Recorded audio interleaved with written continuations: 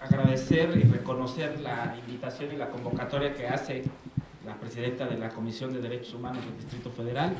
para esta firma de convenio, para este acto de colaboración interinstitucional. Agradecer, reconocer la presencia de los visitadores y servidores públicos de la Comisión, las consejeras y consejeros del Instituto Electoral, la magistrada y magistrados del Tribunal Electoral, con la disculpa de la magistrada Marta Alejandra Chávez Camarena, quien preside el Comité de Género y Derechos Humanos del Tribunal, a quien le hubiera gustado estar presente también con nosotros, sin embargo se disculpa por su ausencia, y con también el reconocimiento a la labor que ha venido haciendo el Instituto Electoral de la Ciudad de México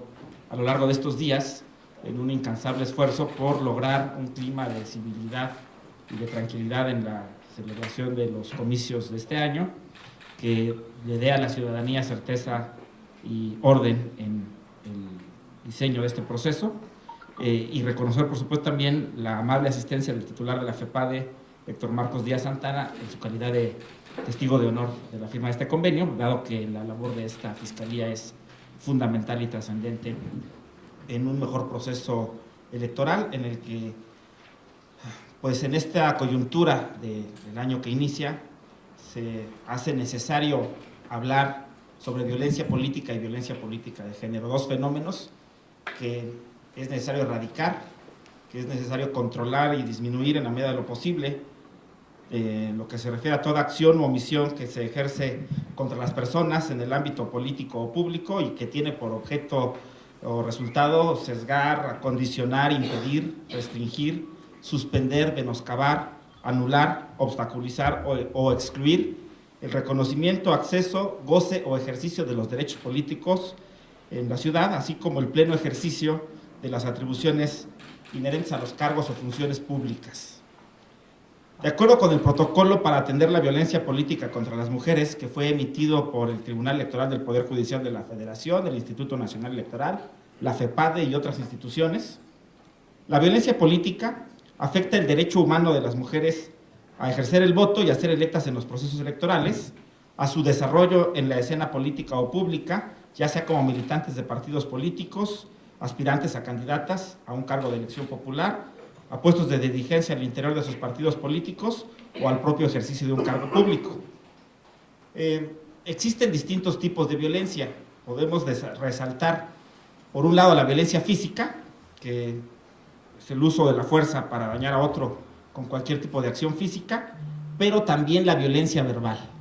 Y es preocupante también la posibilidad de que exista cualquier tipo de manifestación o discurso sobre las condiciones étnicas, religiosas, culturales o sexuales de las personas.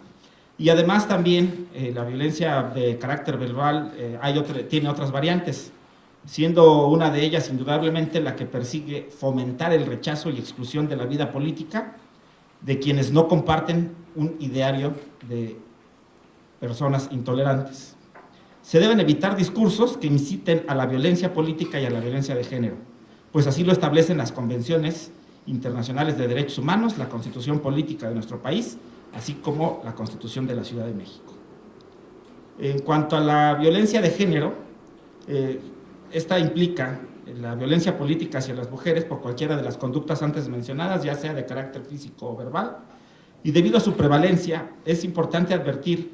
que la violencia política en México tiene un sesgo contra las mujeres.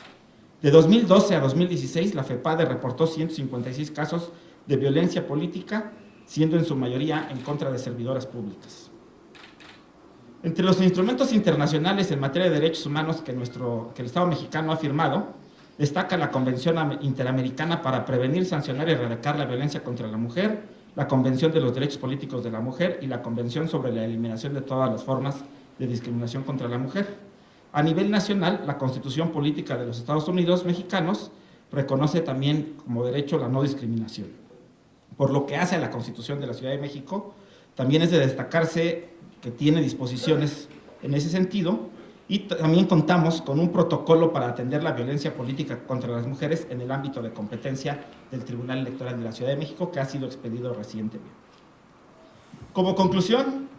es imperativo rechazar la violencia política en cualquiera de sus manifestaciones, ya sea física o verbal.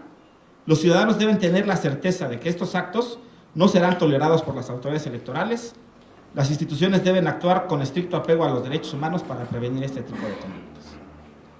De acuerdo con el artículo 27, numeral D2 de la Constitución de la Ciudad de México y el artículo 14, fracción 10 del Código de Instituciones y Procedimientos Electorales de la Ciudad de México, la violencia política y la violencia política de género son incluso consideradas causales de nulidad de una elección. Aunque falta mucho por hacer, tenemos que reconocer que con la firma de este convenio y con los actos interinstitucionales que de él van a emanar, se amplía sustancialmente la capacidad de incidir en las agendas públicas y que las demandas en este sentido sean atendidas. Se considera, en este contexto y tomando en cuenta las obligaciones constitucionales y convencionales de las autoridades mexicanas y de la Ciudad de México, que es necesaria y pertinente la firma de este convenio para evitar actos generadores de violencia política, ya sea física o verbal, y violencia política de género. Muchas gracias. Muchas gracias, magistrado. Pasaría la palabra al consejero presidente del Instituto Electoral de la Ciudad de México, Mario Velázquez Miranda. Muchas gracias.